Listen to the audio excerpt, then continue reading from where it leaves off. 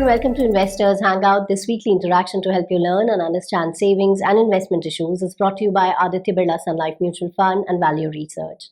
Now, are you curious to know how multi and flexi cap funds are different and which one should you choose for maximum benefit? You will get to know about it in great detail in today's episode. Keep watching. So multi-cap funds and flexi-cap funds were never intended to be two separate individual categories. They were created unintentionally by an accident. So previously we just used to have multi-cap funds. They were the core equity funds where the fund manager had complete flexibility to invest across companies of different sizes. He could allocate anywhere between large, mid and small caps as per his wish.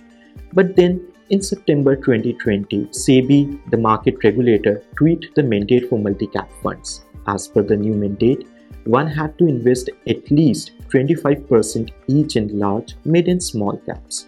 So this brought some restriction for the fund manager of multi-cap funds. A lot of concerns were raised around the new mandate by the industry experts. A lot of lobbying was done. As a course of correction, SEBI came up with a new category by the name of flexi cap funds just a few months after when it tweaked this mandate, say somewhere in November 2020.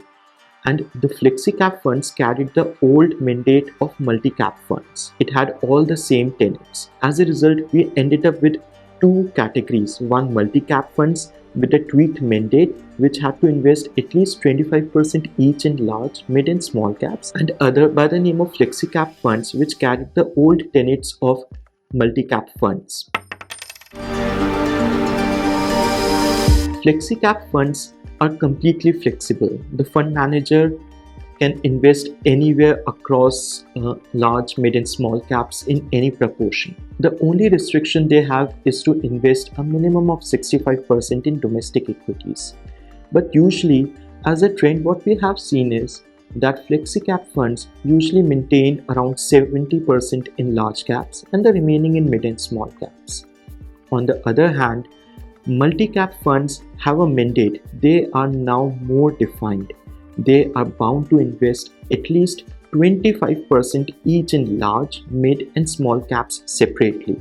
So in a way, at any given point of time, they have at least 50% of the portfolio in mid and small caps. Since multi-cap funds have higher exposure towards mid and small caps, they are more aggressive than flexi caps. They are likely to rise more in a bull phase than a flexi cap fund and fall more during a bear phase. They are more aggressive simply because they have higher exposure towards mid and small caps. We would have loved to explain this with the help of a data comparison, but right now it would not have been a perfect comparison. Let me tell you why.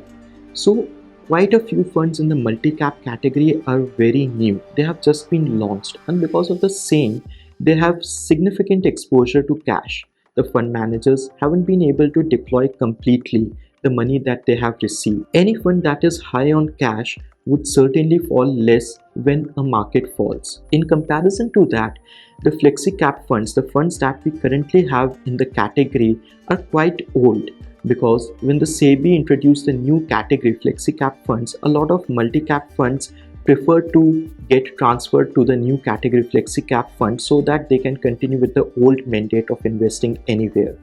So their cash has been deployed completely. They are not sitting on cash. That's the main reason it would not have been perfect to make the comparison right now. Probably maybe after some time, when multi-cap funds have evolved completely and we have enough data, it is something for us to come back with a comparison. See, both multi-cap funds and flexi-cap funds are typically the same, more or less same in nature. So they are meant for the same goal, for the same need. You can invest in them for the long term to generate wealth. But it is just that multi-cap funds are a tad more aggressive than flexi-cap funds. They have a higher allocation to mid and small caps, and that is why they are more aggressive. And that's the main reason we feel that one should ideally invest in flexi-cap funds. Because in India, investors are still getting used to equity and the way the market behaves. And when the market falls, a portfolio that is high on mid and small caps can really tumble down, which can make investors anxious. We have seen recently During the bull phase, when the market was just going up, the fund houses have launched many funds, and there were quite a few funds launched in multi-cap categories as well, and they attracted good amount of investors' money. So they should be careful here.